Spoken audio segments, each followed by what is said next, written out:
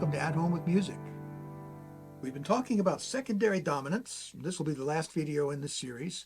The best way to become familiar with the sounds and positions on the keyboard of the various secondary dominant chords. In order to become familiar with those sounds and positions, you should practice some chord progressions that illustrate their use. So this first progression proceeds up the scale, touching on all the secondary dominant chords used in a major key.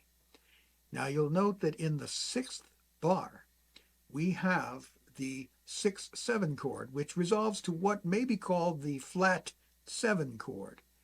And I've included that in order to continue the sequence in a consistent manner, but it's not something that you would ordinarily encounter in a pop song. So take a look at this example. I'm going to play through this progression for you, starting with this C major chord.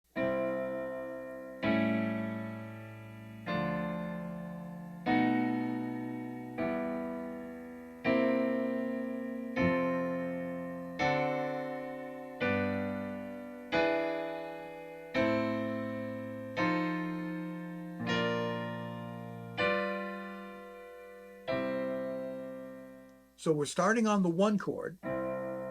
We go to the 6-7 chord, which is the secondary dominant, leading us to the 2 chord. And then you can follow along with the Roman numerals and see each of the secondary dominant chords that we're using. Another one here. This one. Another secondary dominant. This is the one that leads to the flat 7 chord, or B flat major, just to keep the sequence going. And then we come to, we're back in C. Now, if you want to introduce an interesting alteration, we can change these secondary dominant chords into a different chord by adding a flat 9. So it becomes a 7 flat 9 chord, and it'll sound like this.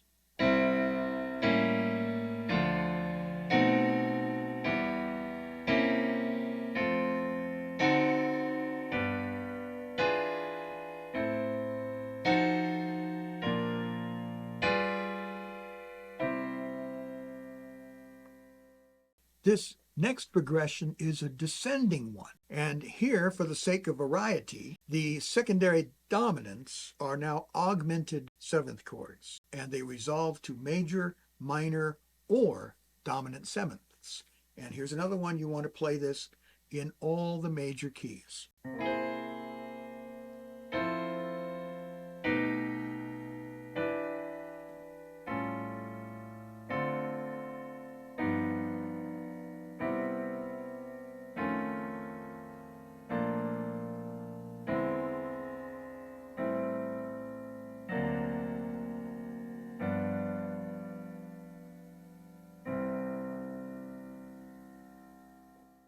Secondary dominants are an important part of your resources as a popular pianist. You'll find them very useful if you're trying, for example, to add chords to a tune by ear. Many times the chord that is hard to find turns out to be a secondary dominant. They also come in handy if you're playing a relatively simple song and you want to add some harmonic interest to it by introducing notes and chords that do not appear in the basic scale. I hope you'll take some time to thoroughly learn your way around the secondary dominants.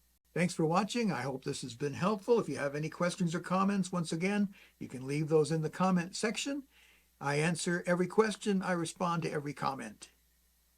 I look forward to speaking to you in the next one.